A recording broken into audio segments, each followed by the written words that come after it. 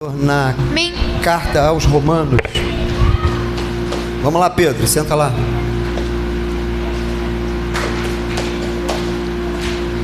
Carta aos Romanos, capítulo 7, versos 12 a 15.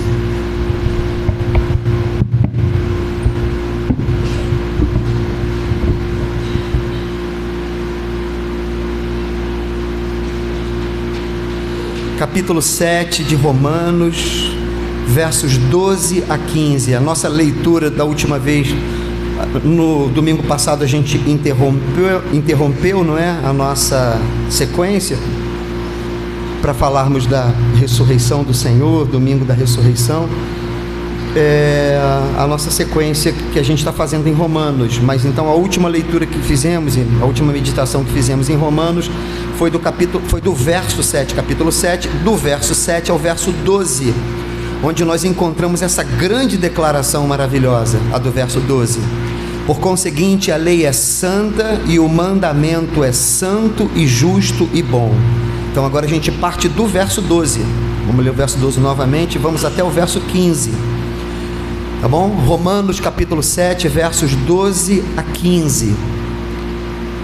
Diz assim a palavra do Senhor: por conseguinte, a lei é santa e o mandamento santo, justo e bom. Acaso o bom se me tornou em morte? De modo nenhum. Pelo contrário, o pecado, para revelar-se como pecado, por meio de uma coisa boa, causou-me a morte, a fim de que pela lei, pelo mandamento, se mostrasse sobremaneira maligno. Porque bem sabemos que a lei é espiritual, eu todavia sou carnal, vendido à escravidão do pecado, porque nem mesmo compreendo o meu próprio modo de agir, pois não faço o que prefiro, e sim o que detesto.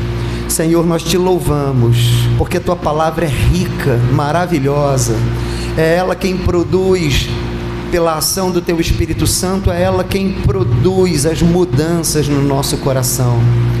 É a tua palavra que, vindo aos nossos corações, nos regenera, nos faz nascer de novo. A aplicação do teu Espírito Santo, da tua palavra em nossos corações, nos santifica. Dia a dia nossa mente e coração vão sendo mudados, modelados, amoldados à tua vontade. Nós sabemos que o nosso problema não é de intelecto, nós sabemos que o nosso problema é de afeição, é de amar o que nós te pedimos. Deus, dá-nos não apenas a graça de compreendermos a tua palavra, mas de compreendendo, amar a tua palavra, amar o Senhor, amar a tua revelação, amar o teu ser que se revela no que tu dizes. Dá-nos a graça de te amar, Senhor, sempre, mais e mais. Dá-nos a graça de te amarmos, Senhor. Aplica a tua palavra aos nossos corações, fala-nos nessa manhã também, nós te pedimos em nome de Jesus, amém e amém. Bom, vale fazer só uma digressão rápida, né? Vamos dar uns passinhos atrás, e não em todo o livro, mas nesses blocos, nesse grande bloco que a gente tem visto nas últimas semanas. Vamos lembrar que toda a nossa reflexão surge de um versículo fundamental na palavra de Deus. Então, tanto quanto você já decorou João 3,16, você fala de cor, Romanos 5,20 é um versículo que você precisa decorar. Sobreveio a lei para que avultasse o pecado. A lei veio para que o pecado ficasse em vulto, em relevo, mas onde se evidenciou o pecado, se superevidenciou a graça de Deus. Onde abundou o pecado, superabundou a graça de Deus. Essa declaração é maravilhosa. Vamos lá de novo. Sobreveio a lei para que o pecado ficasse em vulto, para que se evidenciasse. Mas, então, para que a lei veio? A lei não veio para tornar as coisas pecado. O pecado já havia mesmo antes da lei. A lei veio para deixar essas coisas nítidas, para dar clareza a essas coisas. Sobreveio a lei para que avultasse o pecado, mas onde abundou o pecado, superabundou a graça. A lei veio para que evidenciasse o pecado, mas onde se evidenciou o pecado, se superevidenciou a graça de Deus. Daí então, são exatamente os debates que provocaram essas perguntas retóricas, para as quais a resposta foi um sonoro e expressivo repúdio, enfático: de modo nenhum. Daqui, ora, se onde abundou o pecado, superabundou a graça, qual é a consequência de eu pensar nisso? Então vieram essas perguntas. Então se é isso? De modo nenhum. Os famosos de modo nenhum, as famosas expressões de repúdio enfático, de modo nenhum, que a gente vê aí em Romanos 6, verso 2, em Romanos 6, verso 15, em Romanos 7, verso 7, e agora na leitura de hoje em Romanos 7, verso 13. É daqui desse debate. Por quê? Porque se onde abundou o pecado, se superabundou a graça, então qual é a lógica? Pequemos mais, para que a graça seja ainda maior. E aí vem o primeiro bloco, dizendo: de modo nenhum, nós morremos para o pecado. Quando fomos batizados em Cristo, nós morremos à morte de Cristo e ressuscitamos com Ele. Então não há lógica pensar em gostar do pecado, ou viver para isso, porque para isso nós já morremos. Então depois veio a outra lógica, o verso 14 de Romanos 6 diz, por causa desse debate que vai explicar, o verso 14 vai dizer: o pecado não terá domínio sobre vocês, porque vocês não estão mais debaixo da lei, e sim da graça. Então uma outra pergunta retórica: então havemos de pecar, porque não estamos debaixo da lei e sim da graça? E de novo o de modo nenhum. Essa expressão é repetida muitas vezes, E aí as figuras ali usadas, as figuras de compreensão foi: vocês não podem pensar em porque não estão debaixo da lei e sim da graça, vão se submeter ao pecado, porque vocês não são mais escravos do pecado. Vocês não sabem que aquele a quem vocês se submetem, esse é o Senhor de vocês. Então, se vocês se submetem ao pecado, Ele é o Senhor de vocês. Se vocês se submetem a Deus, Deus é o Senhor de vocês. E vocês foram, não por força própria, por vontade própria, por iniciativa própria, mas vocês foram resgatados da condição anterior. Vocês foram tomados do antigo Senhor e foram trazidos para um outro Senhor. A gente tem falado, Jesus não é um cavalheiro gentil que está batendo na porta do seu coração, chorando, esperando para você abrir para ele entrar. Jesus não é. Jesus não está chorando, estou chorando para você vir. Jesus não é um cavalheiro gentil. Jesus é um cavaleiro de cavalo, montado num cavalo. Jesus é um cavaleiro de guerra, que arrebenta as portas das cadeias e te liberta das antigas condições e te traz para uma nova condição. Ele é o forte, Ele é o poderoso. Aí o debate segue, continua, e vem o do verso 7. O que diremos então? Então, peraí. Então, se a lei que me faz pecar, então a lei é pecado, e foi a nossa última conversa, a nossa última mensagem, que começa do verso 7. Se a lei é que me faz pecar, então a lei é pecado? A lei é má?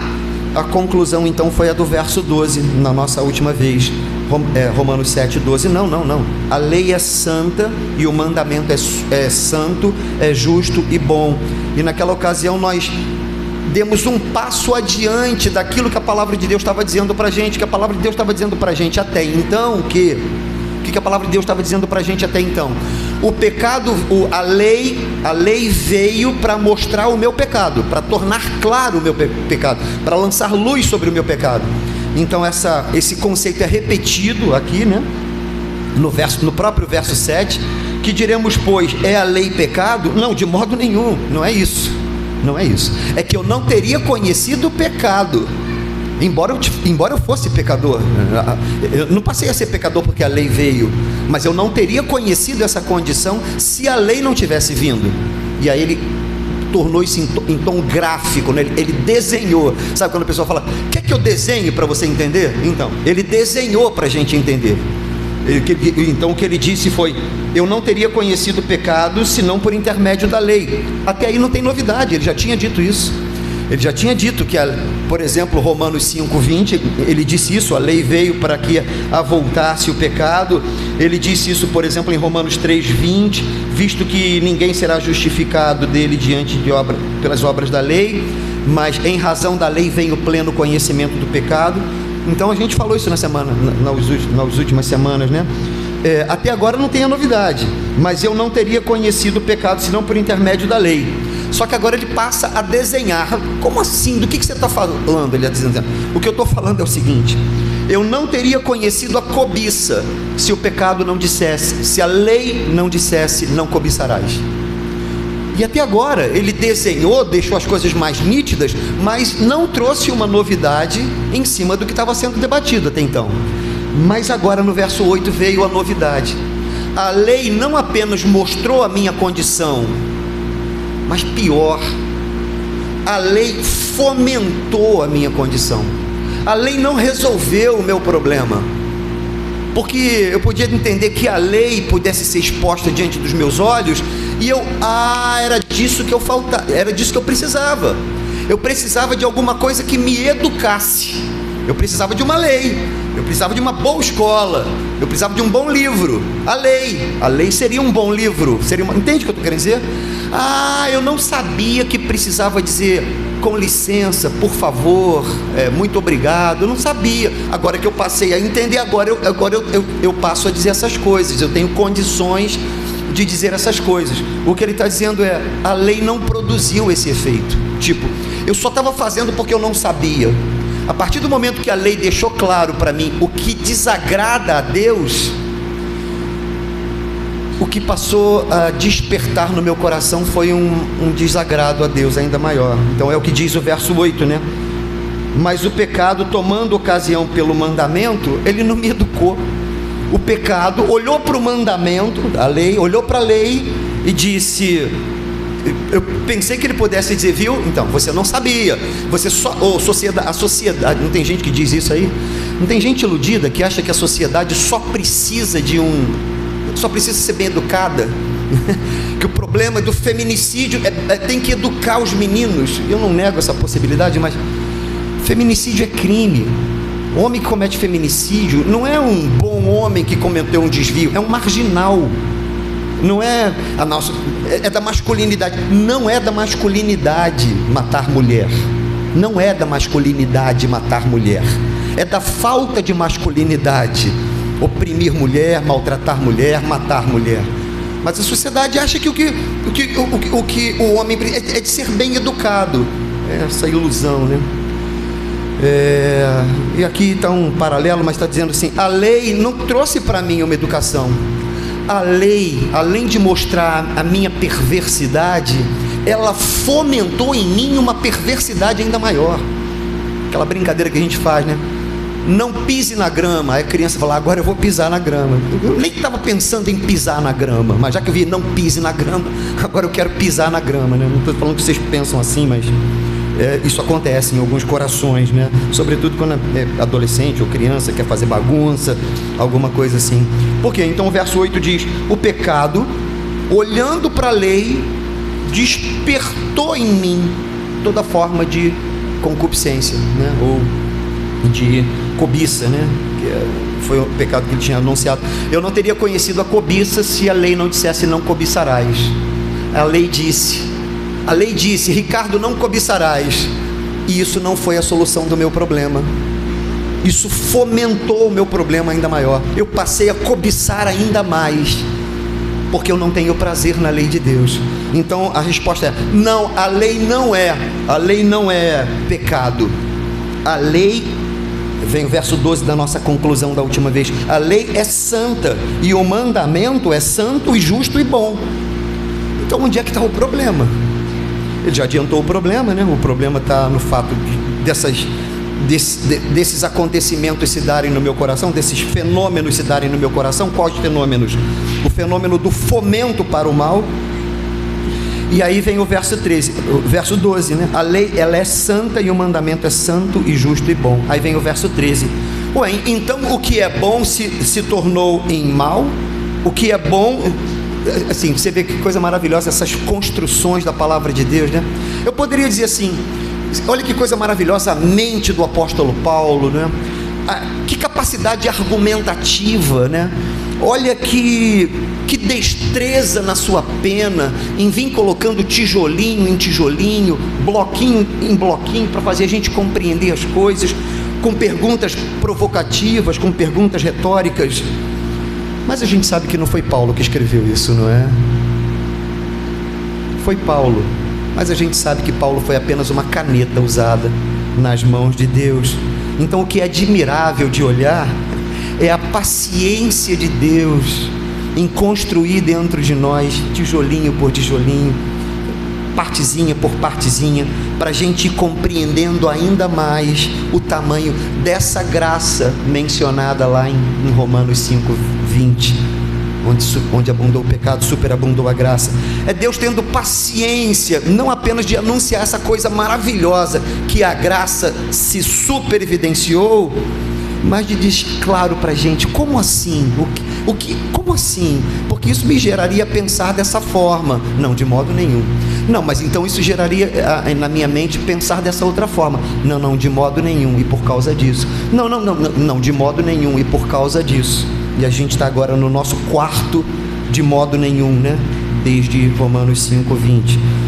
E o de modo nenhum agora é: acaso então, se a lei é santa, é justa e boa, então ela se tornou para mim em morte? Como que uma coisa boa pode se tornar em coisa ruim?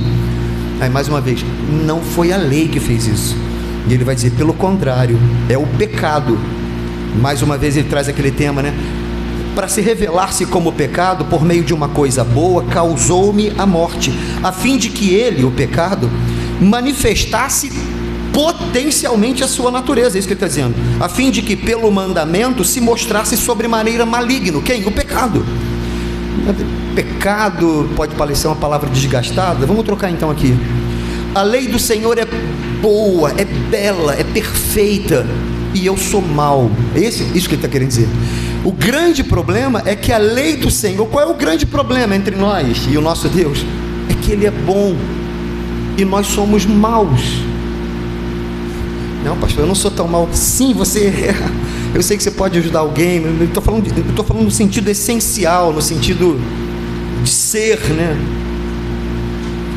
Pegando emprestado na palavra da filosofia, no sentido ontológico da coisa, no sentido do ser, né? Enquanto ser, a lei é boa. Por que a lei é boa? Porque o seu autor é bom. A lei é santa, é justa e boa, porque o seu autor é assim. A lei só reflete o caráter desse ser.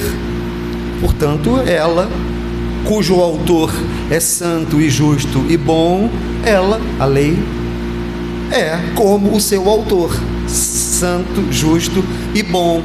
E seres humanos? Seres humanos são maus. É o C.S. Lewis, naquele livrinho Cristianismo Puro e Simples, e depois o Paul Washer também pegou essa frase do C.S. Lewis e colocou numa pregação, né, dizendo, vou diante de um auditório e falou assim, eu vou falar uma coisa para vocês terrível da parte de Deus, uma coisa terrível da parte de Deus. Aí gerou aquela expectativa, né, o que pode ser terrível da parte de Deus? Vou falar para vocês talvez a coisa mais terrível sobre Deus. Todos ouvindo, né? E aí ele falou assim, Deus é bom. Aí todo mundo, por que isso pode ser terrível? Se Deus é bom, por que isso pode ser terrível? E a conclusão do C.S. Lewis, e quando também nas palavras aí do Paul Washer, é exatamente por isso. Deus é bom e o bom não tolera o mal. Deus é bom e nós não. O que você acha que ele devia fazer conosco? Se ele é bom e não tolera o mal, por que você acha que ele deveria tolerar Ricardo? E o que ele está querendo dizer então? Então a lei é santa e justa e boa, mas eu sou uma pessoa nessa condição. Queridos, a grande verdade é que a gente não tem muito tempo, e talvez na semana que vem a gente precise voltar para cá. O capítulo 7 de Romanos é um capítulo bem difícil. É um capítulo bem difícil. Porque a grande pergunta é: de quem essa pessoa está falando? Essa pessoa está falando de alguém que é regenerado? Ou essa pessoa está falando de alguém que é ímpio, de alguém que não crê em Jesus?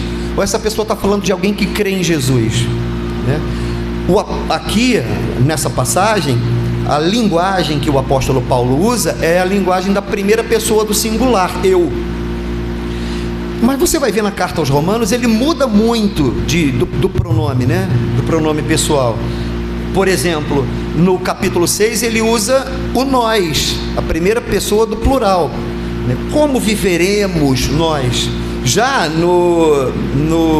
na sequência ele fala do vós, vocês são assim, vocês foram alcançados assim. Agora ele está falando do eu, né? No capítulo 7 ele está falando do eu. Esse eu é ele, ou esse eu é genérico para todas as pessoas, né? Então, cabe aqui uma primeira pergunta, né? Eu sou da linha dos que entendem que o eu, o nós ou o vós, ele está falando, na verdade, sempre da mesma coisa, ou seja, essa é a condição humana, seja ele. Algumas pessoas perguntam: estaria ele dando um testemunho pessoal ou não? Estaria ele só usando o eu como modelo, como exemplo, como metáfora para uma aplicação para os demais, mas não sobre ele efetivamente? A verdade é que, seja no nós, no vós e no eu, ele é um como qualquer outro ser humano, não é? E ele já se declarou, não tem conflito sobre isso, já se declarou como o principal dos pecadores, né? Lembram-se disso? 1 Timóteo capítulo 1 verso 15: fiel é a palavra e digna de toda aceitação, que Cristo Jesus veio ao mundo para salvar os pecadores, dos quais eu sou o pior, dos quais eu sou o principal. Então, ora, como pode o apóstolo Paulo falar nesses termos sobre si mesmo? Eu conheço um apóstolo Paulo que é herói. Então, não existe herói na fé. Não existem grandes homens de Deus. Existem pessoas medíocres, como Paulo e Ricardo e tantos outros, guiados pelo poderoso Deus que cantamos aqui. Mas existe um outro detalhe aqui que a gente precisa tentar entender. Porque o verso 14 diz: a lei é boa, ela é espiritual. Então você vê, o verso 14, ele está falando a mesma coisa que o verso 12 está falando, só que agora com outra categoria. O verso 12 diz: a lei é santa, o mandamento é santo e justo e bom. O verso 14 está dizendo a mesma coisa, né? Agora com outra categoria de palavras. Ela é espiritual, ou seja, ela decorre do Espírito de Deus. Por isso que a gente estava dizendo, a lei é santa, justa e boa, porque o seu autor é santo e justo e bom. Aqui está a incompatibilidade entre nós e o nosso Deus. Eu sou carnal, até agora sem conflito para nós, mas talvez o conflito venha agora. Vendido à escravidão do pecado. Ué, mas como? Sou vendido à escravidão do pecado? A gente acabou de mencionar que nós não somos mais escravos do pecado e somos servos de outros, somos servos da justiça. Por exemplo, Romanos 6, 17 e 18. E eu não sei se eu devia ter entrado nesse tema agora, às 11h27 da manhã, mas rapidamente, né? E eu espero que isso fique martelando na sua cabeça, que a gente converse disso outras vezes, e nos corredores, e na quinta-feira, e no domingo que vem.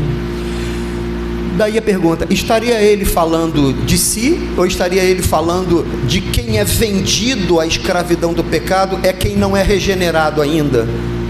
Mas a gente teria uma dificuldade de entender que ele estaria falando de um homem não regenerado. Por quê? Porque a sequência da passagem vai dizer: eu quero fazer o bem, mas não consigo. Um homem não regenerado não quer fazer o bem, entende? Uma pessoa não regenerada não quer fazer o bem. Logo, na sequência da passagem, que não chegamos nem a ler, mas na sequência da passagem, o que a gente está vendo é a declaração de um homem cujo coração foi regenerado. Um coração não regenerado não quer fazer o bem. Eu queria fazer o bem, mas isso eu não consigo. O mal que eu não quero é exatamente isso que eu faço. Então, um coração não regenerado não tem esse conflito. de quer fazer o bem e não consegue, ou de não quer fazer o mal e consegue. Portanto, nós concluímos que o que ele está falando é de um coração regenerado.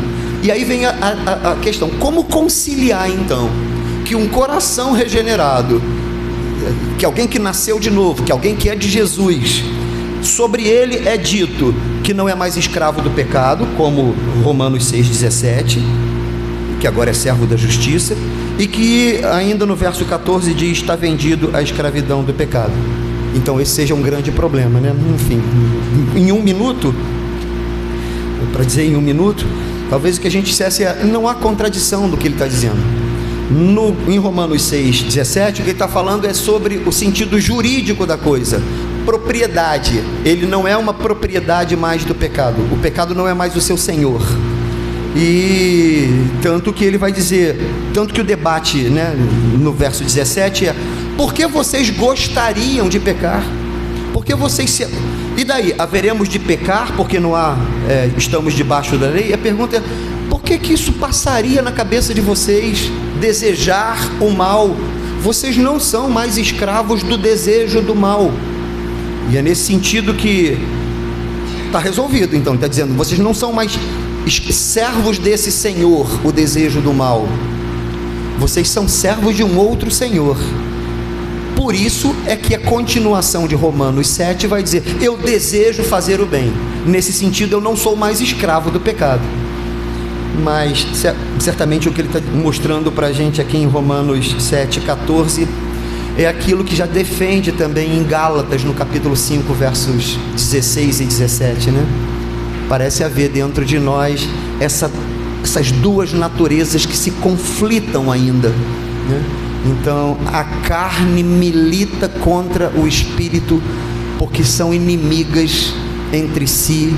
E a condição a que ele se coloca aqui no verso 14 de Romanos 7, no Romanos 7,14, ao dizer: eu sou vendido à escravidão do pecado, ele não está falando da mesma condição que é a de liberto do pecado. O que ele está dizendo é: eu sou liberto do desejo do pecado, eu desejo o bem, mas dentro de mim essa natureza do velho homem ainda grita dentro de mim. E aí, em outras palavras, o que ele vai dizer: é por isso que eu não posso cumprir a lei. Se não regenerado, então está bem claro que eu não tenho nem afeição por essa lei. A lei de Deus provoca dentro do coração não regenerado exatamente o desejo de desobedecê-la. Não pise na grama é o que fomenta o desejo de pisar na grama. É o que ele está dizendo. Mas vocês não estão mais nessa condição. Não obstante, eu quero desobedecer. Eu acordo de manhã e falo: meu Deus, eu preciso te desobedecer hoje. Não, isso não acontece conosco. Eu desobedeço e escarneço na internet. Eu desobedeço, eu desonro a Deus, eu blasfemo contra Deus e vou para a internet dizer: é isso que eu faço, com o maior prazer. Não, então, há pessoas que fazem isso, né? Ele está dizendo: essa não é a nossa condição. A nossa condição é que, mesmo tendo nascido de novo, estando debaixo da graça de Deus, ainda há um resquício dentro de nós, que a lei, ela nos mostra essa nossa condição. É o que dá para dizer no tempo que a gente tem, para que a gente possa ir para o efetivo ponto onde a gente quer, que é o tema da nossa mensagem. Isso não foi a introdução, não, já estou indo para o final, né? Meu Deus, o pastor fez uma introdução dessa e agora que vai começar a pregação? Não, não é isso.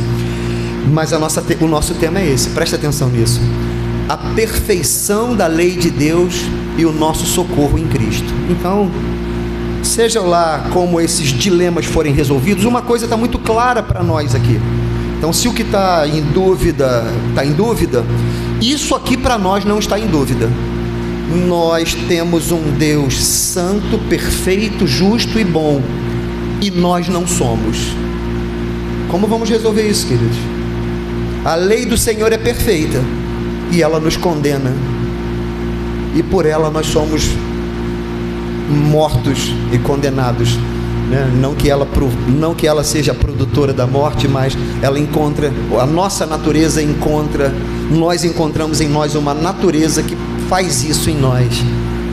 a perfeição da lei de Deus e o nosso socorro em Cristo. Nosso Senhor Jesus Cristo vem ao mundo sendo o eleito de Deus para o cumprimento da lei. Se tem algo que Salmo 119, acho que é verso 97, né, que vai dizer: quanto amo a tua lei. Se essa expressão, aliás, toda expressão de louvor a Deus, né, ainda que o salmista tenha dito, a gente sabe que é parcial, né, dos seus lábios, né? Salmo 40, verso 8, por exemplo: agrada-me fazer a tua vontade. Agrada-me em algum nível. Todas essas expressões, elas são plenamente aplicáveis ao Senhor Jesus Cristo. Jesus, sim, é aquele que agrada fazer plenamente a vontade de Deus. Agrada-me fazer a tua vontade. Eu olho para essa passagem e me deleito nela, mas não em mim, mas no meu Redentor. É porque eu tenho um Salvador que, sim, Ele se agrada em fazer a vontade de Deus. Quando eu olho para Salmo 119, verso 97, quanto amo a tua lei, como isso é desejável ao meu coração. Mas isso não é pleno no meu coração. Mas eu tenho um Salvador que plenamente ama a lei do Senhor, porque diferente de mim, que sou vendido ao pecado, Ele é puro e santo. Então, se a lei é santa e pura e justa e boa, o meu Salvador é totalmente compatível com a lei. Eu não sou, Ele é. Por isso é que Ele é o nosso socorro. Por isso é que pela lei nós estamos mortos, mas por Cristo nós estamos vivos, nós estamos salvos. Porque Ele é o santo e o justo e o bom, e se a lei é isso, Ele também é. É Ele quem vem ao mundo dizendo: não pensem que eu vim revogar a lei. Muitas pessoas hoje, né, até na internet, né, quem nunca viu aí, quem nunca viu Caio Fábio dizendo: a lei não presta mais nada, a lei, Jesus rasgou a lei. Jesus amou a lei. Não, mas ele disse: vocês viram o que foi dito, eu porém vos digo. Em nenhum momento aqueles poréns do capítulo 5 são uma revogação do passado.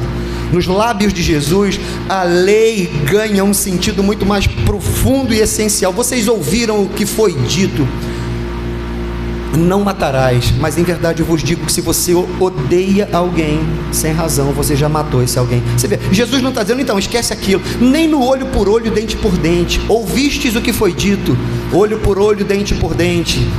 Eu porém vos digo: amai os vossos inimigos. Não há incompatibilidade. O olho por olho, dente por dente não era para uma relação pessoal, não é dizer, acabem, nunca foi para ser uma vingança pessoal. O olho por olho, dente por dente era para que os juízes julgassem com justiça, e isso continua acontecendo. Isso não foi absolvido em Cristo. O que ele está dizendo é: não use o olho por olho, dente por dente de maneira errada. O problema não está na lei, olho por olho, dente por dente. O problema está na maneira errada como vocês usam, né? Então, ou seja, quantas não são as pessoas que dizem: não, pois Jesus aboliu a lei, rasgou a lei. Jesus amou a lei, cumpriu a lei, porque a lei é santa e o mandamento é santo e justo e bom, porque a lei é espiritual e eu sou carnal, mas o meu Redentor é espiritual, mas o meu Salvador é espiritual. Por isso é que Deus é o nosso refúgio. Abrimos aqui o Salmo 46. Por isso é que Deus é o nosso refúgio e fortaleza. Ele mesmo é quem nos socorre dele mesmo. As pessoas, né, às vezes, do que eu preciso ser salvo? Você precisa ser salvo de Deus. De que? Do inferno, do diabo? Você precisa ser salvo de Deus. Você precisa ser salvo da própria ira de Deus. E onde eu me salvo de Deus? Em Deus. Onde eu me salvo de Deus? Em Cristo, o seu eleito para ser nosso Redentor, para ser nosso Salvador. A lei é espiritual. Não argumente com Deus sobre suas causas, sobre seus motivos. Você não tem. Nós não temos motivos nenhum. Eu falei para vocês, né? Uma das imagens que me impactam assim na internet é do Bob Charley, Robert Charles Sproul, RC Sproul, num congresso assim que a pergunta era aberta para o público. De repente um rapazinho, era um debate entre pastores, um ambiente parecendo de universidade, assim, talvez com muitas pessoas no auditório. Um homem se levanta e diz: pastor, a minha pergunta é para o pastor Sproul. E ele fala: eu perdi meu filho. Eu perdi meu filho há 2 anos.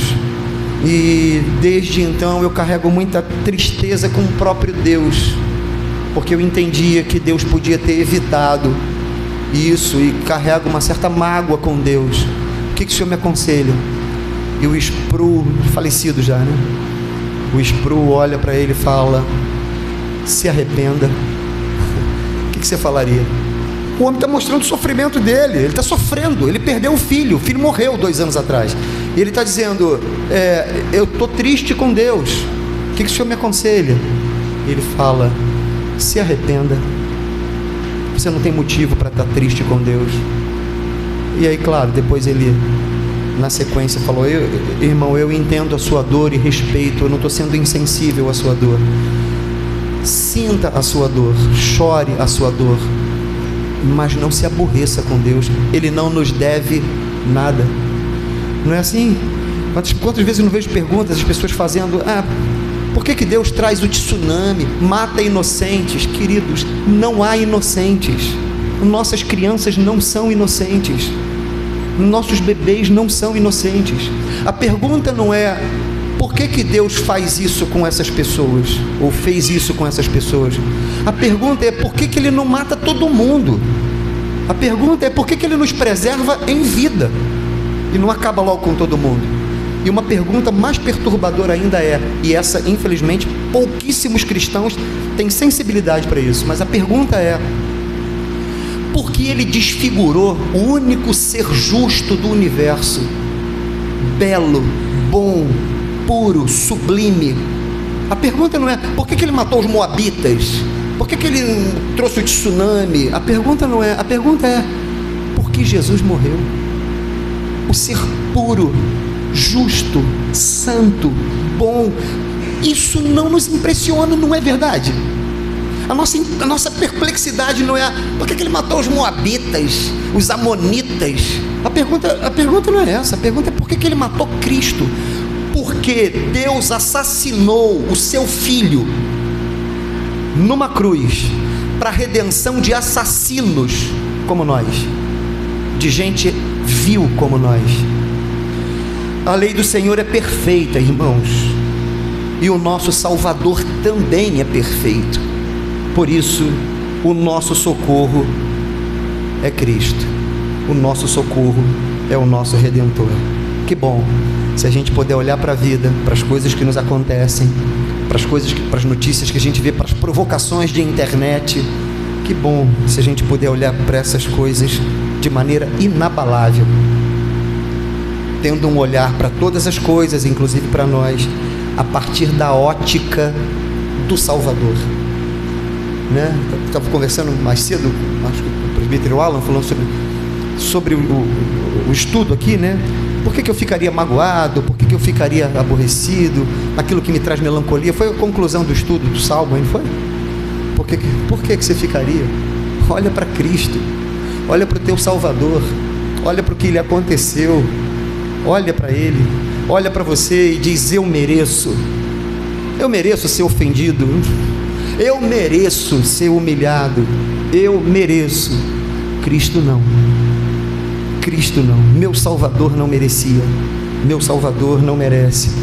Isso vai fazer bem para você, isso vai fazer bem para o teu corpo, você vai ficar em paz, você vai esvaziar, você vai dar descarga de tanta mágoa. Por que me bateram, por que me deprimiram, por que me decepcionaram?